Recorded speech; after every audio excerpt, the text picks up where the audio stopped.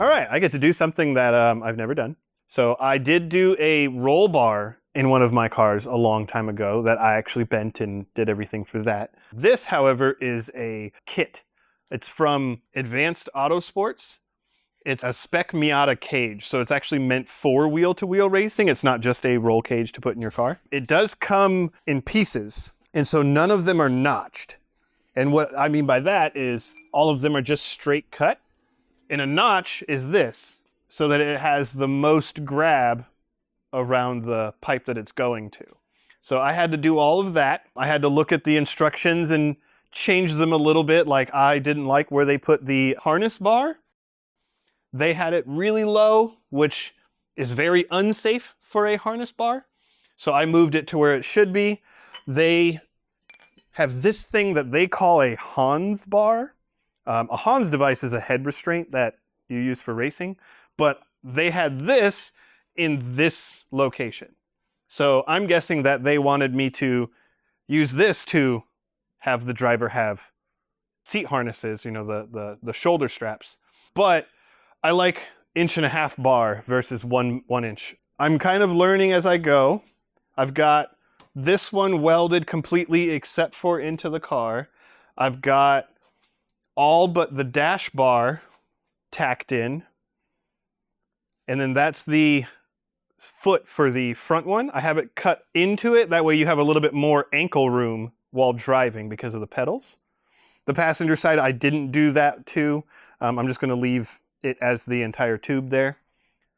The kit, if you want to be lazy, right, which it'll work, you'll be safe, all that other stuff. If you want to be lazy, you can use this, which they come with the kit, which essentially you would just do a flat cut here, and then these go around it, and you just weld all the way around. And now you have a strong point. But I don't know, I have a problem. I like doing this kind of stuff, so I wanted to use my notcher because I don't get to use it much. So I'm notching everything for the cage. Definitely a learning experience, but I'm having fun. And do this if you're into being a contortionist while having hot metal fly at you. Welding MIG upside down or in a wheel well behind stuff is, I wouldn't recommend it.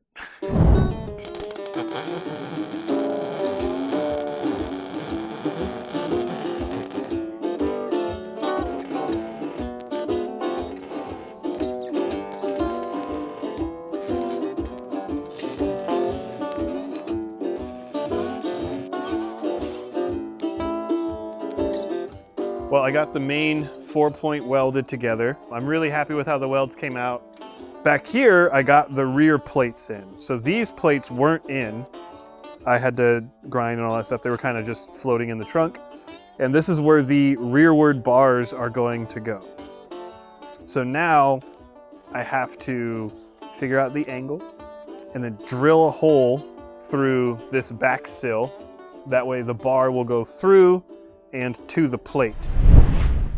All right, customer brought us food, so thank you. I figured out something I'm gonna do for getting angles and where I'm gonna put the holes and all that other stuff. This is TIG welding rod. I believe it's 3/16. I trimmed it to allow me to get the angle right, and I've been measuring because the center of the plates back here is 31 inches. So I measured 15.5 from center, and then I actually lined this one up with the center of the car the best I could visually. I got that marked in there. I got the 2 marked. I have that one marked. I've been trying to figure out this angle so that I can trim another one and then figure out if that's exactly how I want it to be. And then I'm going to drill a pilot hole. And so I'm just going to drill a small hole, stick that rod through it, and make sure, yeah, that's the hole I want to, you know, 2.25 inch hole saw, because not really going back from there, and I'm not welding that shit back together. Welding in the trunk was not great. There was a lot of fumes and a lot of stuff that, even though I ground and heated and, you know, I used a torch to try to melt most of it and stuff like that, it still came through, and I got a little, well, I got a lot of lightheaded, but it's all welded. I got the center one welded. I'm working on the NASCAR door bar right now, the first one. But I'm going to show you how bad the fumes were. This is the crossbar, right? And I measured it, and I was like, okay, 29.5 inches. Okay, 29.5 inches. I'm going to cut one, make it straight, 29.5. So that lines up. And so what I did, okay, and I realized it after I did it. However, I was so out of it, I didn't realize when I was doing it. As some people are, you know, with how crooked this is, I decided to do the normal thing with the tape measure. And I take the tape measure and hold it 1 inch out, right? And so I held it at the 1 inch mark. And then on this side, I marked it at 29.5. Which, if you have a fully functioning brain, is wrong. Because you subtracted an inch here, you have to add an inch here. And I didn't do that. So it is exactly an inch short for what I needed. This is what it came with for the NASCAR door bars. Now, it goes in here, and essentially it's going to stick out into where the door would be. And they do call it a NASCAR door bar because NASCAR is the one that started doing this. What it does is, before it buckles the entire car in, it has some bracing away from you. It also allows it so that you have a little bit more elbow room while you're in here. So on the instructions, it says to have it 2 inches above the pinch weld. So I have a 2-inch tube, and I literally just left it in here and rested it on there. And then I used my angle finder, zeroed out on the sill, put it on here, zeroed it out, did some marking. And what I did here was I went and marked all of them. And so that's where I'm going to be putting the opening for the front. And then the back one is going to be however long it's going to be.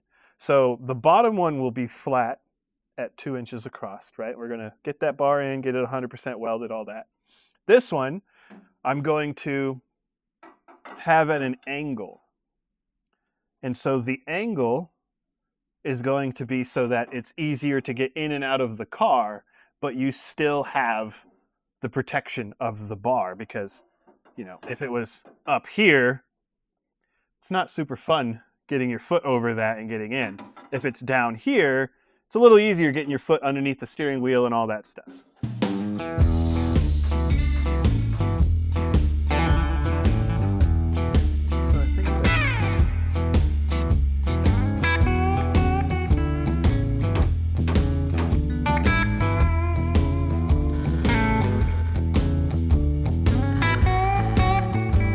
Before we put this one in or get it kind of where I want to put it, I am going to weld in the lower 100% just to make sure that that is there and I can do it. Because the other thing too is the welding on this side is going to be fun.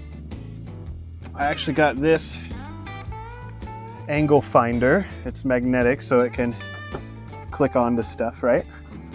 So I had this in here before, roughly where I wanted it. And then I grabbed this, clicked it on both of them, and it read 70 degrees. So we want it to go off of 90. So essentially I cut it at 20 degrees, and that gives us this 70-degree angle. You got to be careful of which direction you cut it, because if you cut it the wrong direction, it's angled the other way. So I did that, got this in here, and I was like, okay, well, we got to trim for that piece now.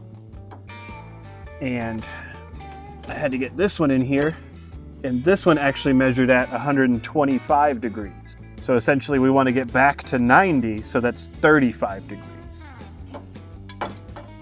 And I've already trimmed it twice, but we got the first 20 degree, and then this is the 35. So essentially I'm just shaving a little bit off at a time to make up for this part here. That way I just have it as tightly mated as possible. And then when I weld it, you know, we have the most useful cage that we can, not one of those ones where there's just a giant gap and I fill a bunch of stuff and then hopefully I welded thick enough. I really like that fitment. On the bottom I can't get my fingernail in, and on the top it looks like it would struggle as well. So I'm happy with that. Now this one is going to be interesting because we have to do the same thing. However, I gotta hold this where I want it because it's not tacked and I don't want to tack it just yet.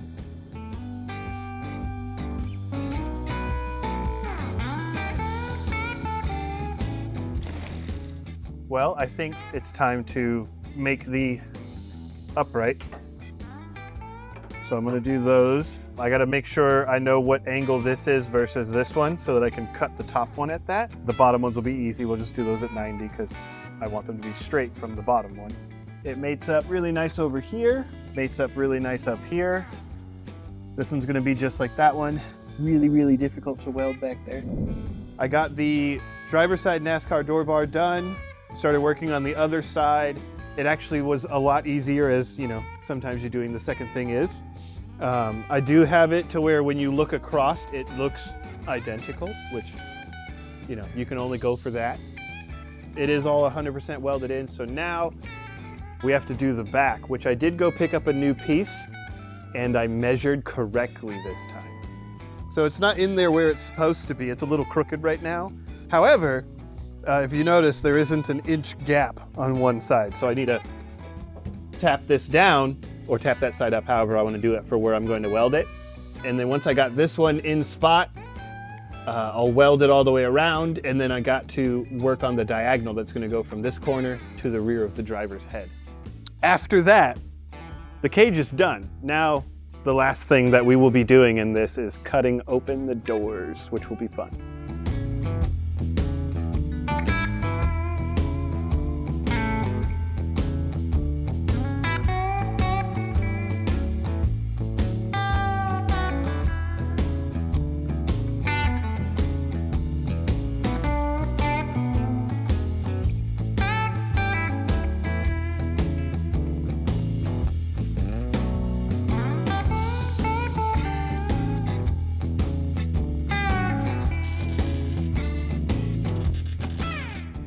So everything is welded.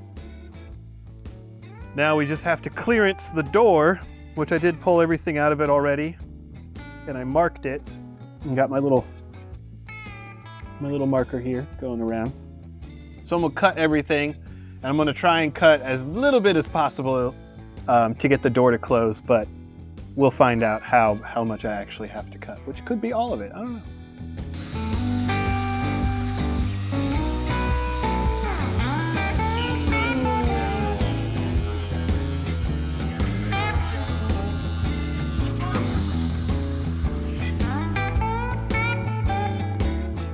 Thank you for watching this video. This wasn't really a instructional or how-to video. It was just kind of me installing the Advanced Autosports roll cage for a Spec Miata, or their ultimate cage for it. Hey. I will say, in the scheme of things, right, for as cages go or pre-bent cages go, I would say quality, I'd put it at least a 9, maybe a 10 out of 10, because it's really just, everything was bent pretty close. I mean, it looks like it was hand bent, so there wasn't 100% accurate bends or whatever, but they were close enough to make me put the kit in the correct way and all the other stuff. As for DIY and easeability of install out of 10, I would probably put it at like a 2. This is not for your hobbyist. You gotta have some tools, you gotta have some skills, you gotta have some know-how. I can see why 2 other shops before us decided that they can't do this. Not for everybody, but if you're willing to take the dive and try yourself, if you can't do it, it's not gonna be the kit's fault. I'll tell you that much right now.